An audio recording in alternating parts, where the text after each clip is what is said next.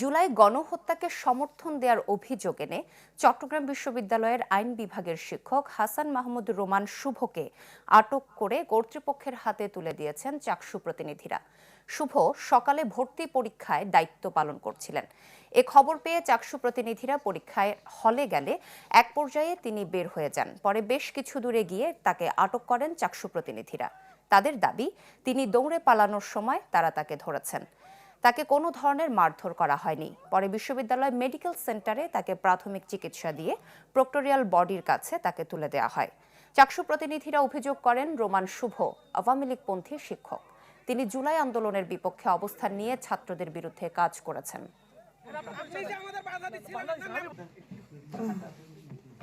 জুলাই গণঅভ্যুত্থানের সময় যে গণহত্যায় জড়িত ছিল, এই কারণে তিনি এতদিন পর্যন্ত পলাতক ছিল। এবং আজকে যখন আমরা যাই, আজকে আমরা ডিন স্যারের সাথে, আইন অনুষদের ডিন স্যার মহোদয়ের সাথে আমরা সুন্দর মতো কথা বলছিলাম।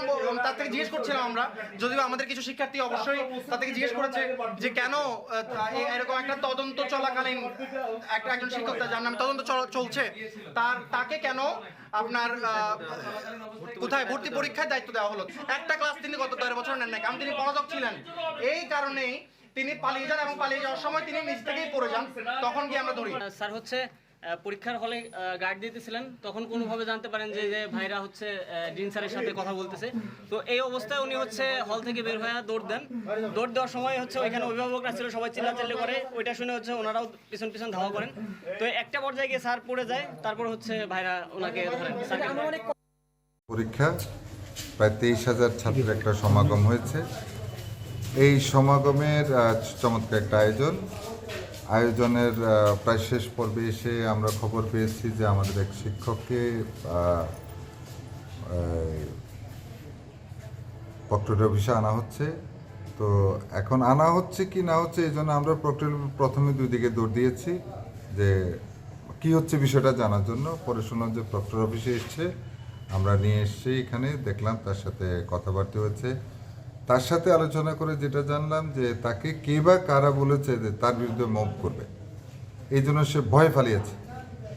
ভয়ে পালাতে যাওয়ার পরিপ্রেক্ষিতে বিশ্ববিদ্যালয়ের মানে একটা গাছের সাথে মনে ধাক্কা গিয়ে পড়ে গেছে। তারপর সেখান থেকে আমাদের কিছু ছাত্র তাদেরকে, সবাই তো আর সবাইকে চেনে না, তাকে ফ্যাক্টরি অফিসে নিয়ে আসছে। আনার পর আসলে উনি তো নতুন কিছু না, উনি পুরানা মানুষ।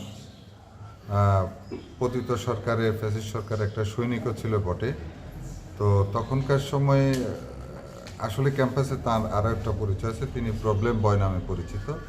দুনিয়ার সকল সমস্যায় ওনার কাছে থাকে, আর দুনিয়ার কাছে তার থাকে না। সো বিষয়ে আরও খোঁজখবর নেওয়া হচ্ছে। আপাতত বিষয়ে আমার কাছে যতটুকু আমি সংগ্রহ করেছি, কোনো মহাভয় নাই। বিষয়টা হচ্ছে কোনো না কোনো পক্ষ তাকে এমন আতঙ্ক তৈরি করা হচ্ছে যে কেউ না কেউ তাকে এই মবের পতিত করে ফেলবে, এই ভয়ে মূলত সে পালানোর চেষ্টা করবে। যেহেতু আমি সমর্থিত গ্রুপের একজন সদস্য, এটা তার অস্বীকার করার কিছু থাকবে না। এক সময় সে সহকারী প্রক্টরও ছিল, আবার নীল দলের সদস্য ছিল, অ্যাক্টিভ ছিল, টোটালি সোশ্যাল মিডিয়ায় সে খুব অ্যাক্টিভ। আপনারা খোঁজখবর দেখবেন যে তার যথেষ্ট পরিমাণ যে কারোর বিরুদ্ধে মানে তার অভিযোগ সবসময় থেকে থাকে। তো সেক্ষেত্রে এই অভিযোগ সে অস্বীকার করতে পারবে না। তবে বিশ্ববিদ্যালয়ের প্রশাসনকে সে যদি জানাতো, যে তার যদি এমন সংখ্যা থাকতো জানাতো, আমরা পূর্ব প্রস্তুতি নিয়ে রাখতাম, যাতে করে মানে বিশ্ববিদ্যালয়ের শিক্ষক হিসাবে তার কোনো জন্য অমর্যাদা না হয়। যেহেতু আমাদের কিছু জানা নেই সেরকম হয়েছে না কিরকম শিক্ষকের উপর যে এখনো পর্যন্ত চট্টগ্রাম বিশ্ববিদ্যালয়ে এরকম কোনো ঘটনা ঘটেনি। ওনার উপর কোনো কিছু হয়েছে না, এরকম কিছু নাই। আমরা এখানে, আমি জানার পরপরই আগে ডাক্তার পাঠাইছি, ডাক্তার তোয়েবকে এখানে পাঠিয়েছি।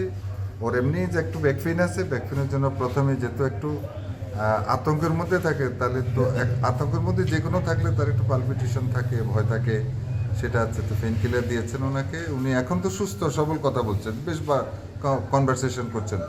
যদি আগে তিনি যথেষ্ট পরিমাণ নতুন এবং ফিরে আসা গ্রাহকদের জন্য নগদে চলছে ক্যাশব্যাক সহ প্রতিদিন হাজারো উপহার জেতার সুযোগ। হবে আশা আর ফেরা, সারপ্রাইজ সেরা।